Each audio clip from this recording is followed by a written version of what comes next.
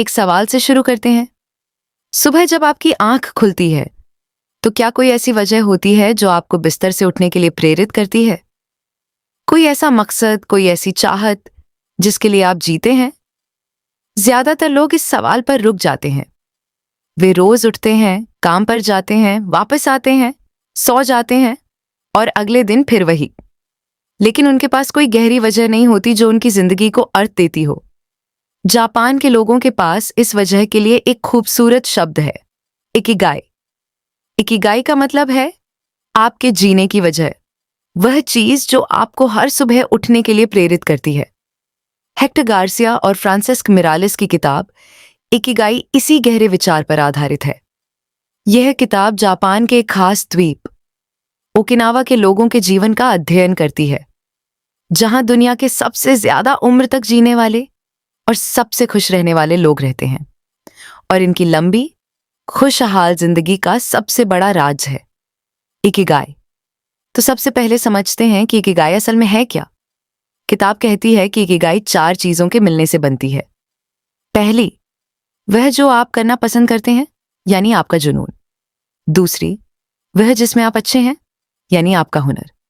तीसरी, वह जिसकी दुनिया को जरूरत है, यानी आपका योगदान। और चौथी, वह जिसके लिए आपको पैसे मिल सकते हैं, यानी आपकी आजीविका। जहां ये चारों चीजें आपस में मिलती हैं, वहीं आपकी इकिगाई छिपी होती है। इसे और गहराई से समझिए।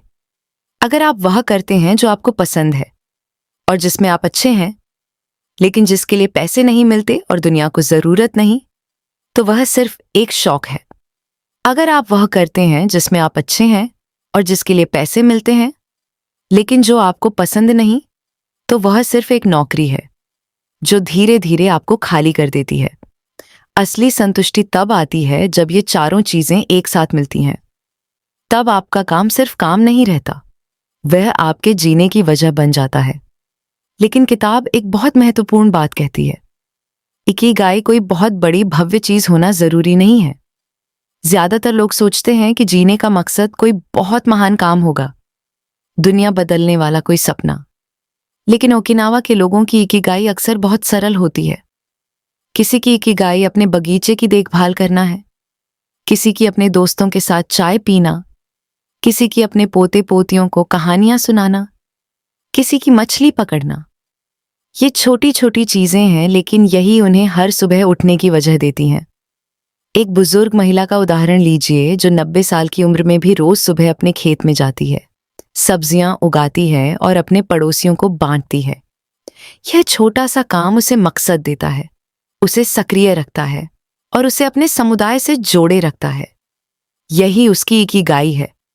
ये कोई बड़ा सपना नहीं, बस एक सरल रोज का काम है जो उसकी जिंदगी को अर्थ देता है। अब किताब एक बहुत दिलचस्प बात बताती है। ओकिनावा के लोगों की भाषा में रिटायरमेंट यानी सेवानिवृत्ति जैसा कोई शब्द ही नहीं है। हमारे यहाँ लोग 60 साल की उम्र में काम छोड़कर आराम करने की सोचते हैं, लेकिन ओकिनावा में लोग कभी पूरी तरह काम करना बंद नहीं करते। वे अपनी पूरी जिंदगी किसी न किसी काम में लगे रहते हैं जो उन्हें पसंद है।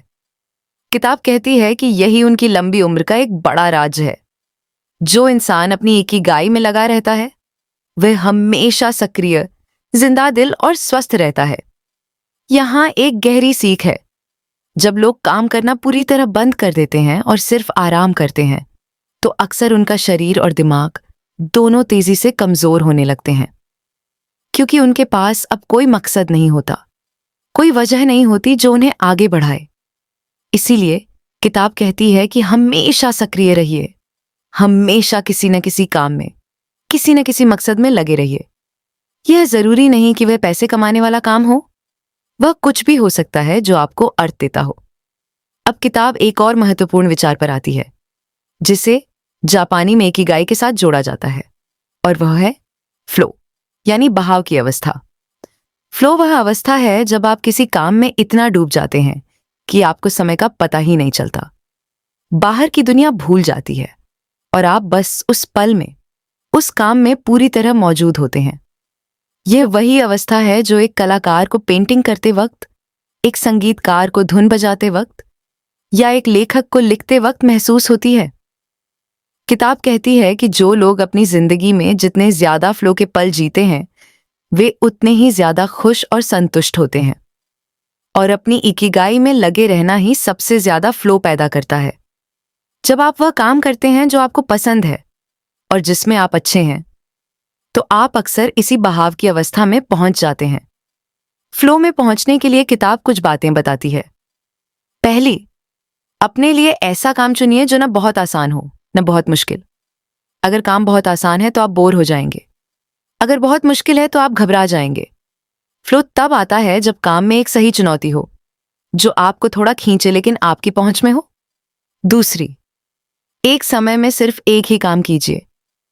आज हम सब एक साथ कई काम करने की कोशिश करते हैं और इसी वजह से किसी में भी पूरी तरह नहीं डूब पाते।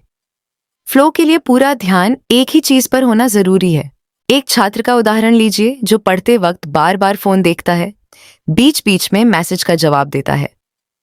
वह कभी अपनी पढ़ाई में पूरी तरह नहीं डूब पाता, इसीलिए न उसे मजा आता है न अच्छे नतीजे मिलते हैं। अब उसी छात्र की तुलना उस छात्र से कीजिए जो फोन दूर रखकर पूरी तरह अपनी पढ़ाई में डूब जाता है। कुछ देर बाद उसे समय का पता ही नहीं चलता और वह गहराई से सीखता है। यही फ्लो की ताकत है। ये न सिर्फ बेहतर नतीजे देता है बल्कि काम को आनंददायक भी बना देता है। अगर आपको हमारी फ्री समरी अच्छी लगती है तो वीडियो को लाइक कीजिए, अपने दोस्तों के साथ शेयर कीजिए, कमेंट में अपनी राय बताइए और हमारे चैनल को सब्सक्राइब करना मत भूलिए। अब समरी पर वापस चलते हैं। अब किताब ओकिनावा के लोगों की रोज की आदतों पर आती है जो उनकी लंबी और खुशहाल जिंदगी का राज है। इनमें से एक बहुत महत्वपूर्ण आदत है उनका खान पान। ओकिनावा में एक कहावत है, हारा हाचीबू। इसका मतलब है तब तक खाओ जब तक आप 80% भर न जाएं। यानी पेट पूरी तरह भरने से पहले ही खाना बंद कर दो। जब आपको लगे कि अब बस थोड़ी भूख और बची है, वहीं रुक जाओ। यह एक बहुत गहरी सीख है। हम में से ज्यादातर लोग तब तक खाते हैं जब तक पेट पूरी तरह न भर जाए, और अक्सर उससे भी ज्यादा। लेकिन ओकिनावा के लोग हमेशा थोड़ा कम खाते हैं। इससे उनका शरीर हल्का रहता है, उनका पाचन बेहतर रहता है और वे लंबे समय तक स्वस्थ रहते हैं। ये छोटा सा नियम, तब तक खाओ जब तक 80% न भरो, उनकी सेहत का एक बड़ा राज्य है। ओकिनावा के लोगों के खाने में ज्यादातर ताजी सब्जियां, फल, टोफू, मछली और थोड़ी मात्रा में चावल होते हैं। वे रंग बिरंगी सब्जियां खाते हैं, प्रोसेस्ड और तला भुना खाना कम खाते हैं और चीनी बहुत कम लेते हैं। ये सादा, ताज़ा और संतुलित खानपान उन्हें सालों तक स्वस्थ रखता है। किताब यहाँ कोई सख्त डाइट नहीं बताती, बस एक सरल सिद्धांत देती है, ताज़ा और सादा खाइए और थोड़ा कम खाइए। एक और महत्वपूर्ण आदत है, लगातार हल्का फुल्का चलते फिरते रहना। ओकिनावा के लोग जिम नहीं जाते, भारी कसरत नहीं करते, लेकिन वे दिन भर सक्रिय रहते हैं। वे पैदल चलते हैं, बगीचे में काम करते हैं, अपने हाथों से चीजें बनाते हैं, अपने घर के काम खुद करते हैं। उनका शरीर पूरे दिन हल्के हल्के हिलता डुलता रहता है। किताब कहती है कि यही लगातार की हल्की गतिविधि भारी कसरत से भी ज्यादा फायदेमंद है। आज हम सब घंटों एक जगह बैठे रहते हैं, कुर्सी पर, गाड़ी में, सोफे पर। यह हमारी सेहत का सबसे बड़ा दुश्मन है। किताब कहती है कि उठिए, चलिए, हिलिए डुलिए, सीढ़ियां चढ़िए, थोड़ी दूर पैदल चलिए, बगीचे में काम कीजिए, अपने छोटे काम खुद कीजिए। ये छोटी छोटी हरकतें आपके शरीर को सालों तक जवान रखती हैं। अब किताब एक बहुत खूबसूरत सामाजिक पहलू पर आती है जिसे ओकिनावा में मोआई कहते हैं। मोआई एक छोटा सा समूह होता है, दोस्तों का, पड़ोसियों का, जो जिंदगी भर एक दूसरे का साथ देते हैं। ये लोग नियमित रूप से मिलते हैं, एक दूसरे का हालचाल पूछते हैं, मुश्किल में मदद करते हैं और खुशी में साथ होते हैं। यह अपनेपन का एहसास, यह गहरा सामाजिक जुड़ाव उनकी खुशहाल जिंदगी का एक बहुत बड़ा हिस्सा है। किताब कहती है कि इंसान एक सामाजिक प्राणी है। हमें दूसरों के साथ गहरे रिश्तों की जरूरत होती है। जो लोग अकेले रहते हैं, जिनके पास सच्चे दोस्त और अपनापन नहीं होता, वे अक्सर जल्दी बीमार पड़ते हैं और कम खुश रहते हैं। और जो लोग एक मजबूत समुदाय का हिस्सा होते हैं, जिनके पास साथ देने वाले लोग होते हैं, वे लंबी और खुशहाल जिंदगी जीते हैं। इसीलिए अपने रिश्तों को संभालिए, अपने अपनों के साथ समय बिताइए और एक ऐसा समुदाय बनाइए जो मुश्किल में आपका साथ दे। एक व्यक्ति का उदाहरण लीजिए जो अपने करियर में बहुत व्यस्त हो गया और धीरे धीरे अपने दोस्तों और परिवार से दूर होता गया। उसके पास पैसा तो आ गया, लेकिन अकेलापन भी आ गया। फिर उसने महसूस किया कि उसकी असली खुशी उन रिश्तों में थी जिन्हें वह भूल गया था। उसने फिर से अपने पुराने दोस्तों से जुड़ना शुरू किया, परिवार के साथ समय बिताना शुरू किया और धीरे धीरे उसकी जिंदगी में वह खुशी वापस आ गई जो सिर्फ पैसे से कभी नहीं आई थी। यही मुआई की ताकत है, अपनों का साथ। अब किताब एक बहुत गहरी बात कहती है तनाव के बारे में। किताब कहती है कि तनाव यानी स्ट्रेस हमारी सेहत और हमारी उम्र का सबसे बड़ा दुश्मन है। लगातार का तनाव हमारे शरीर को अंदर से कमजोर कर देता है, हमें जल्दी बूढ़ा बना देता है और कई बीमारियों की जड़ बनता है। ओकिनावा के लोग एक शांत, धीमी और सहज जिंदगी जीते हैं। वे हर चीज में जल्दबाजी नहीं करते, हर बात की चिंता नहीं करते। यह शांति, यह इत्मीनान उनकी लंबी उम्र का एक बड़ा राज है। आज की दुनिया में हम सब लगातार जल्दबाजी और तनाव में जीते हैं। हर चीज तुरंत चाहिए, हर पल कुछ न कुछ चिंता। किताब कहती है कि थोड़ा धीमे हो जाइए, हर काम में जल्दबाजी मत कीजिए, छोटी छोटी बातों की चिंता छोड़ दीजिए। एक शांत, सहज गति से जिंदगी जीना सीखिए। यह न सिर्फ आपको ज्यादा खुश रखेगा, बल्कि ज्यादा स्वस्थ और लंबी जिंदगी भी देगा। किताब जापान के एक और खूबसूरत विचार पर बात करती है, जिसे रेजिलियंस कहते हैं, यानी मुश्किलों से उबरने की ताकत। जिंदगी में मुश्किलें हर किसी के आती हैं, लेकिन जो लोग इन मुश्किलों से टूटने के बजाय उठ खड़े होते हैं, वही एक लंबी और सार्थक जिंदगी जीते हैं। जापानी संस्कृति में एक कहावत है, 7 बार गिरो, 8 बार उठो। यानी चाहे कितनी बार भी गिरो, हर बार फिर से उठ खड़े हो। रेजिलियंस का मतलब सिर्फ मुश्किलों को सहना नहीं है, बल्कि उनसे सीखना और मजबूत होना है।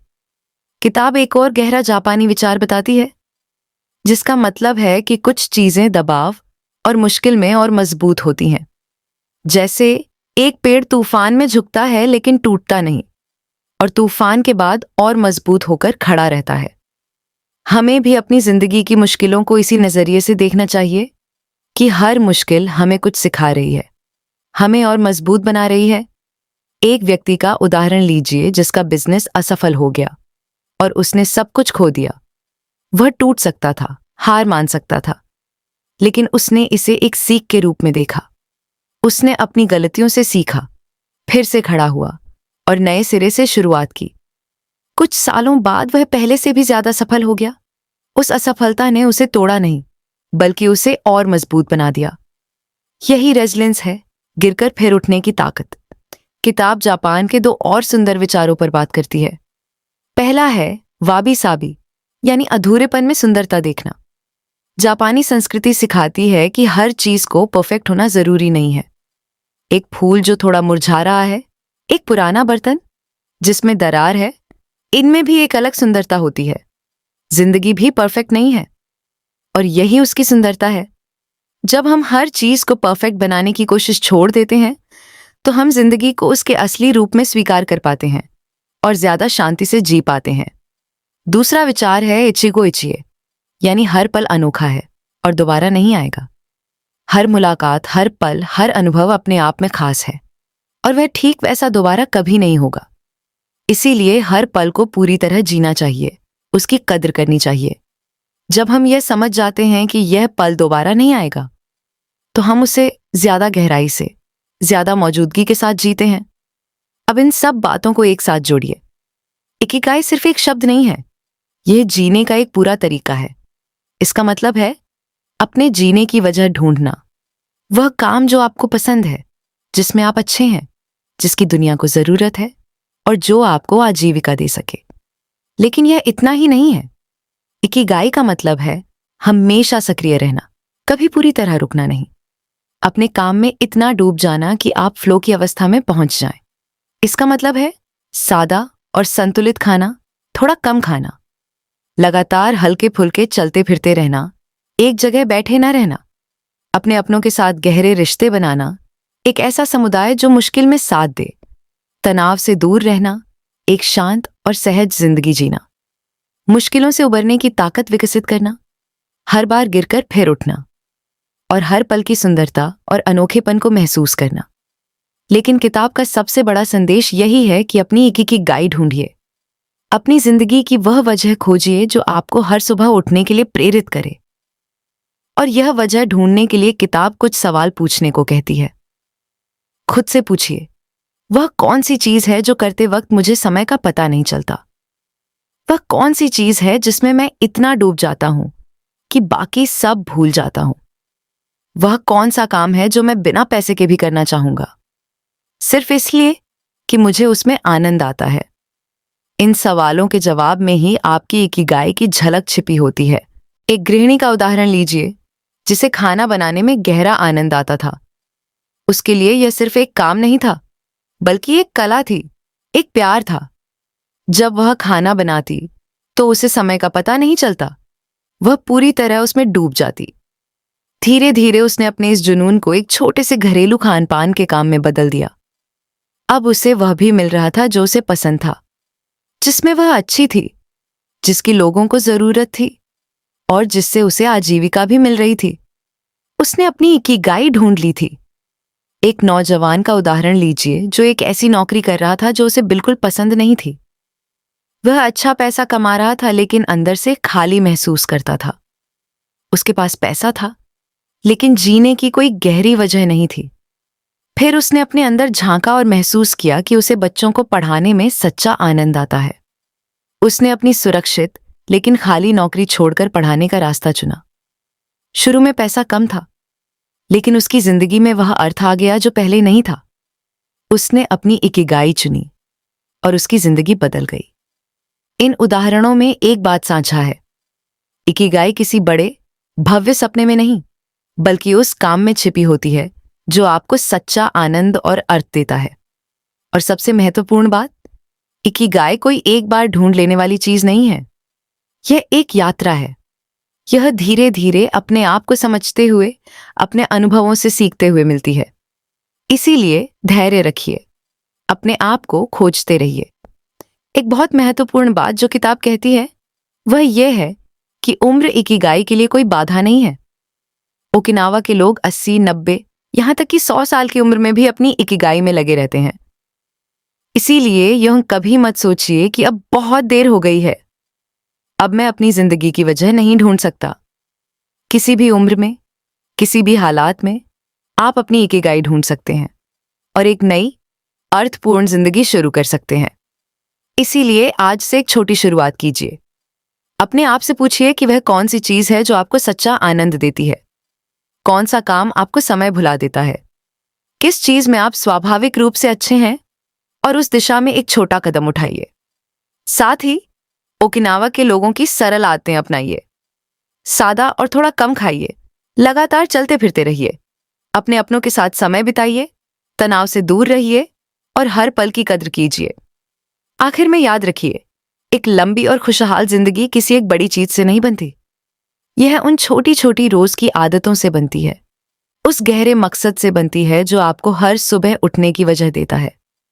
इकिगाई यही सिखाती है कि असली खुशी दौलत या शोहरत में नहीं, बल्कि एक अर्थपूर्ण जिंदगी में है। एक ऐसी जिंदगी जिसमें आपके पास जीने की एक वजह हो, अपनों का साथ हो और हर दिन एक छोटा सा आनंद हो। तो अपनी इकिगाई ढूंढिए, उसे जीजिए और हर सुबह एक नई वजह के साथ उठिए। क्योंकि जिस इंसान के पास जीने की एक गहरी वजह होती है, वह न सिर्फ लंबी जिंदगी जीता है, बल्कि एक भरी पूरी, खुशहाल और सार्थक जिंदगी जीता है। यही इकिगाई का असली सार है, अपने जीने की वजह ढूंढना और उसी में अपनी पूरी जिंदगी का आनंद पाना। जिस दिन आप अपनी इकिगाई पा लेते हैं, उस दिन आपका काम बोझ नहीं रहता, आपकी सुबह बेमकसद नहीं रहती और आपकी जिंदगी सिर्फ गुजरने के लिए नहीं, बल्कि जीने के लिए बन जाती है। यही जापान के लोगों का सबसे बड़ा तोहफा है दुनिया को, ये समझ कि एक अर्थपूर्ण जिंदगी ही असली लंबी और खुशहाल जिंदगी है।